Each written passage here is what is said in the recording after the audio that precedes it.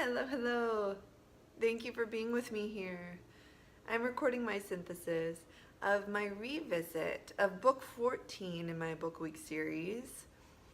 This was recently republished, The Meaning of Happiness by Ellen Watts. I'm thinking a lot about my trusting or not trusting of the timeless wisdom that feels so accessible to me in moments of flow, in moments of what I would perceive to be full alignment between my behavior, my intention, my interest, my engagement, and everything that I would hope for those to be. In those moments of full alignment, everything I've learned is very easy to recollect.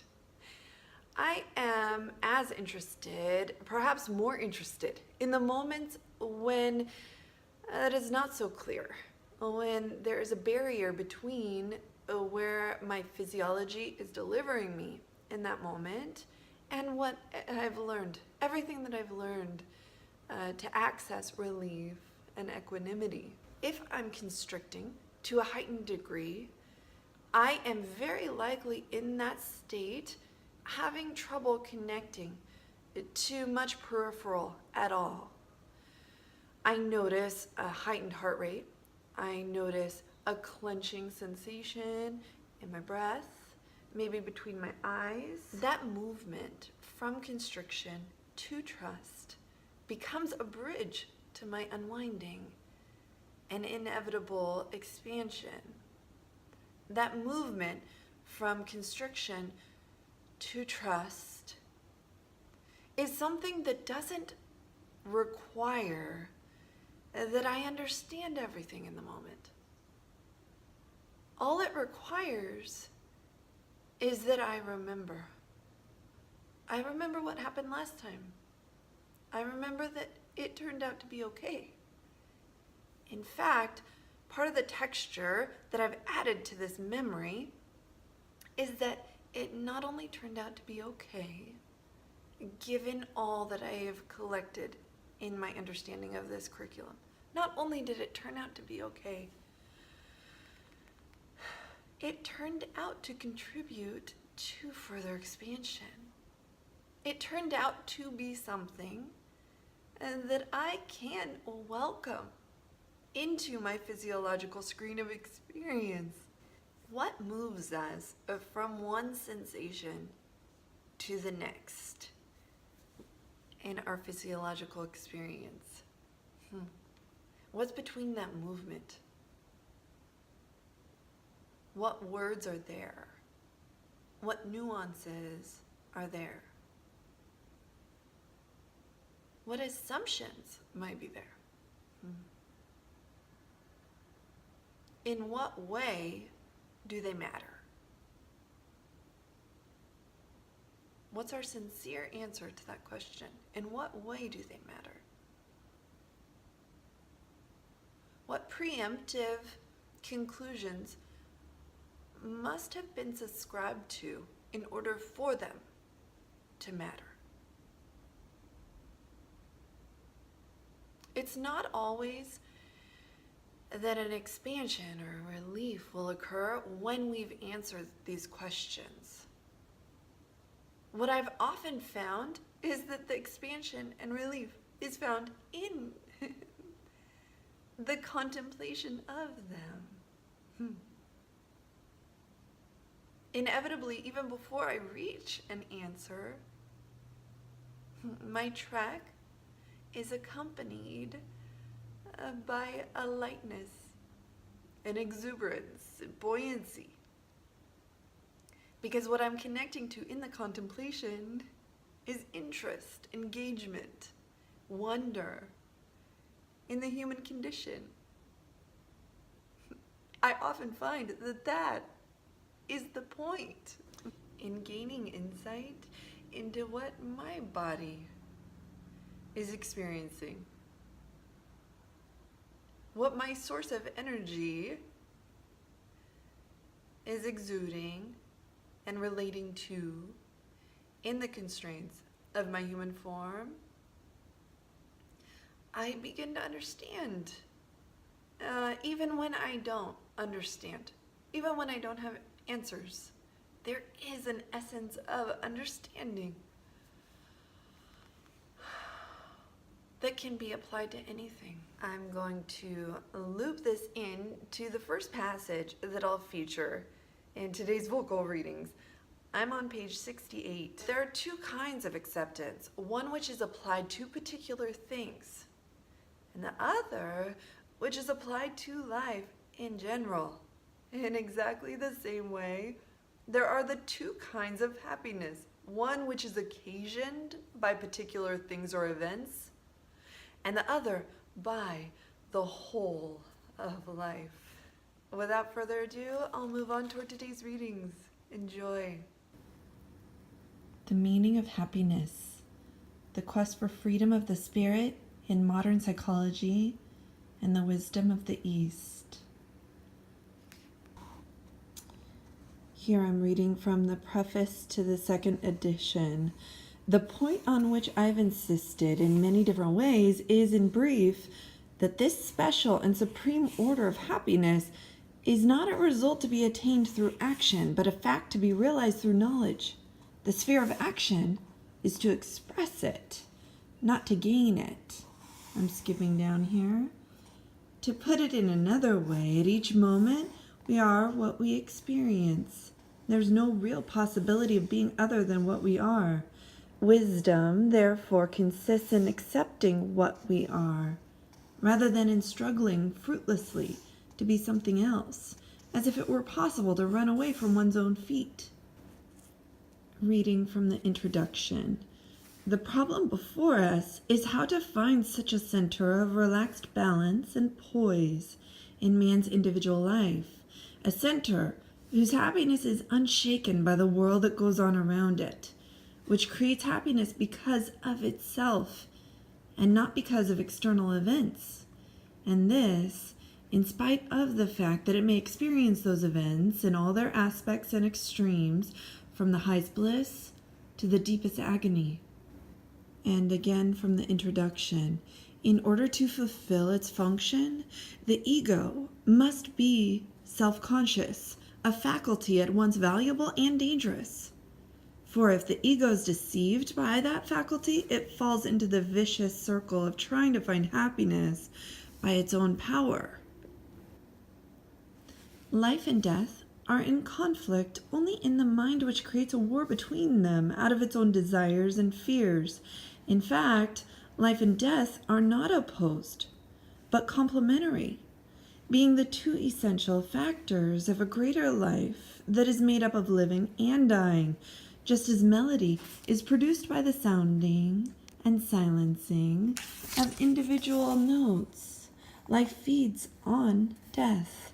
Its very movement is only possible and apparent because of the continuous birth and death of cells, the absorption of nourishment and the discarding of waste, which in its turn provides a fertile soil from which new life can spring. Page 11. In holding to pleasure and fear of pain, man starts the tension, but the real trouble begins when he tries to get rid not only of the pain, but of the tension as well, giving himself two enemies instead of one. I'm skipping down here. In struggling with the opposites, man perpetually deceives himself. The prizes he tries to pluck away from life and keep solely for his personal use turn moldy, because he's severed them from their roots, and nothing that is isolated can live, since the two most important characteristics of life are circulation and change. Page 12. Man is a meeting place for the interplay of forces from all quarters of the universe, swept through him in a stream which is the power behind all his thoughts and actions, which is indeed more truly man's self than his body or mind, its instruments. By accepting the ego and the conflict which it involves, we also accept and become united with that which stands behind the ego and takes on self-conscious form, that is, with nature. Page 33. Certainly, man as instrument is an obedient tool whether he likes it or not, but it may be that there is something in man which is more than the instrument, more than his reason and individuality, which are part of that instrument, and which he mistakenly believes to be his true self. And while as an instrument he is bound, as this he is free. And his problem is to become aware of it. Finding it, he will understand that in fleeing from death, fear, and sorrow, he's making himself a slave. For he will realize the mysterious truth that in fact he is free both to live and to die, to love and to fear, to rejoice and to be sad, and that in none of these things is there any shame. But man rejects his freedom to do them, imagining that death, fear, and sorrow are the causes of his unhappiness. The real cause is that he does not let himself be free to accept them, for he does not understand that he who is free to love is not really free unless he is also free to fear. And this is the freedom of happiness. Page 51. The spiritual man does not perform his ordinary activities as one in a dream, letting his surface thoughts and deeds run on mechanically. He can become just as much absorbed in the usual affairs of the world as anyone else. But in a certain way, he sanctifies them. For under his hands, sharpening a pencil becomes as much a religious act as prayer or meditation. Page 62. Christian psychology makes an interesting distinction between the man himself and the evil in him. In accordance with the above precepts, the man himself, the immortal soul, is to be loved. But for that very love and for the eternal salvation of that soul, the evil in him is to be fought, hated, and slain without quarter. Yet, it is questionable whether Jesus had just that idea in mind. Certainly he was referring to what one's reaction should be to evil treatment from other people. But it is possible, even probable, that the words resist not evil carry more meaning than that. It is likely that he told men to love their enemies, not only because their enemies were human, but also because love is the only wise reaction to evil of any kind, whether human, natural, or demonic. Page 70. Total acceptance and love of life eludes us because in striving to attain it, we are constantly at war with that which appears to go against it. The reason is that in trying to be united with life, we are striving to achieve something that already exists. The result is that our very efforts to achieve it are hindrances, in that they encourage the feeling that we are divorced from life and have to make ourselves one with it. But we cannot realize all at once that this union already exists, because centuries of civilization have orphaned us from nature, both in and around us, making us feel that we are self-contained, independent, and autonomous egos. And the primitive does not feel this to the same extent. Page 79. Unless you accept all that the loneliness and isolation of self-consciousness involves, every attempt to get away from it will be futile. The ego cannot abolish the pain of conflict between itself and the universe simply by trying to identify itself with the essence of that universe, which is God.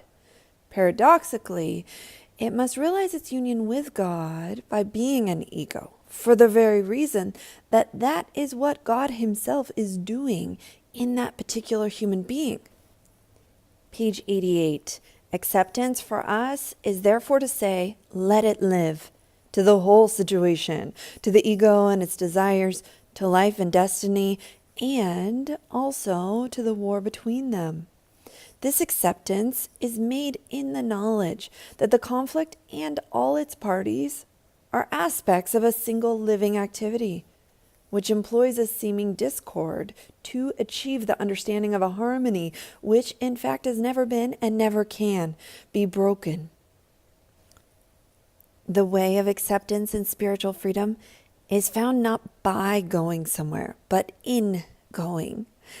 And the stage where its happiness can be known is now, at this very moment, at the very place where you happen to stand.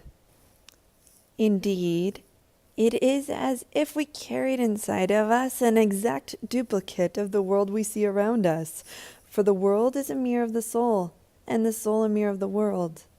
Therefore, when you learn to feel the unconscious, you begin to understand not only yourself, but others as well. When you look upon human crime and stupidity, you can say with real feeling, "There but for the grace of God go I." And so it happens that the very thing we are forever struggling to get away from, to outgrow, to change, and to escape, is the very thing which holds the most desired secret. That is why there is a vicious circle, why our search for happiness is this frantic running around, pursuing in ignorance that which we are trying to flee. We are running away from our front in order to catch up with our back, with the result that for us, happiness is always somewhere in the future, just around the corner perhaps, but always beyond ourselves and our situation as they are at this moment contain the whole secret. But when we try to accept them in the technical way, we are still going on with the circular chase. We're trying to add to them the virtue of acceptance so that we do not have to face them as they are. Without their acceptance and with all their shortcomings, their conflicts, their desires to escape, their impotence and their sins, we catch a glimpse of them from time to time in all their nakedness and run from them as fast as we can go, trying to improve them, spiritualize them, and in 1,000 other ways hide such terrible nudity. Naturally, we deceive ourselves and begin to have fanciful pictures of ourselves as we are. But when these pictures are torn away, we meet again the unedifying and fearful sight of our real selves. And it seems impossible that the great treasure can have anything to do with such a degraded state of affairs. To be free, man must see himself and life as a whole, not as active power and passive instrument, but as two aspects of a single activity. Between those two aspects, there may be harmony or conflict, but conflict itself may also proceed from that single activity. Thus, man's experience becomes whole when he sees the activity of life as a whole in himself, as he is now. When he realizes that there is no difference between his own thoughts and actions as they are at this moment and the nature of the universe. It is not that life is making him think and move as you pull the strings of a marionette. It is rather that man's thoughts and deeds are at once his own creations and the creations of impersonal nature. Man's volition and nature's activity are two names for one and the same thing, for the doings of life are the doings of man, and the doings of man are the doings of life. Page 191. Man's acceptance of grace is one and the same act as God's giving of it. Man's free choice does not precede the action of grace, nor does it follow it. And it cannot be said that the initiative comes from either side. The two acts occur simultaneously because they are two aspects of the same process. Man's ascent to God is God's descent to man. I'm on page 208. And this will be the final passage that I share today. The great illumination is not a fantastic, extraordinary state of consciousness remote from normal experience. It is every conceivable state of consciousness and of unconsciousness as well, though in unconsciousness it cannot be seen. But people are misled by the symbolic forms in which it is expressed. The great illumination is the state of consciousness you have at this moment. And it is recognized as such only when you cease to run away from it and give it freedom to reveal itself. And having found freedom in so unexpected a place, you will be filled with gratitude and then with wonder.